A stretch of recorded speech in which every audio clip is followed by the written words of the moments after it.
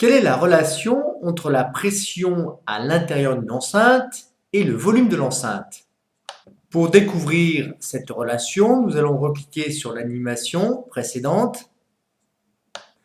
Nous allons faire varier le volume du piston avec ces boutons et on va noter pour chaque volume la pression à l'intérieur. Par exemple, dans ce cas-là, pour un volume de 54 ml dans cette seringue, la pression est de 926 hectopascales, c'est-à-dire 926 fois 100 pascal.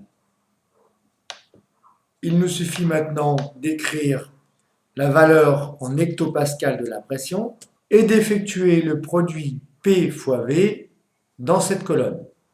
Les résultats nous donnent à chaque fois un produit P fois V qui est égal à 5,00 fois 10 puissance 4 hectopascal fois millilitre.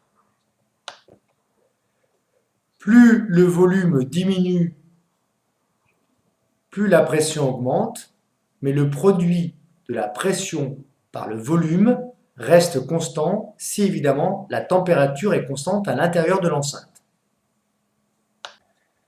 Cette loi est appelée la loi de Boyle-Mariotte puisqu'elle a été découverte conjointement par M. Boyle et M. Mariotte vers 1662. Donc à température constante, pour une quantité donnée de gaz, le produit de la pression P par le volume V occupé par le gaz est constant.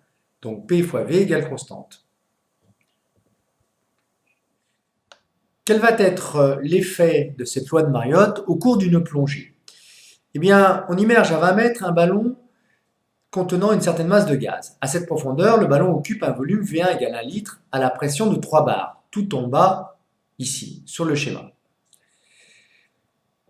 En remontant, le ballon se gonfle et on observe qu'à 10 mètres, son volume est de 1,5 litres. La pression est de 2 bars. À 20 mètres, 3 fois 1 égale 3, produit P1 fois V1. À 10 mètres, 2 fois 1,5 égale 3. Et puis à 0 mètres, quand le ballon arrive au niveau de la surface de la mer, à ce moment-là, la pression vaut plus que 1 bar. Et donc le volume vaut 3 litres, puisque 1 fois 3 égale 3 également. Alors quels vont être les problèmes engendrés par cette remontée? Eh bien tout simplement, l'air que vous avez dans votre sang, notamment l'oxygène que vous avez dans votre sang, qui peut être sous forme gazeuse, eh bien va augmenter de volume au cours de la remontée et peuvent entraîner à ce moment-là une explosion de veines à l'intérieur de votre corps et provoquer la mort. Donc il faut faire attention et respecter ce qu'on appelle les paliers de décompression.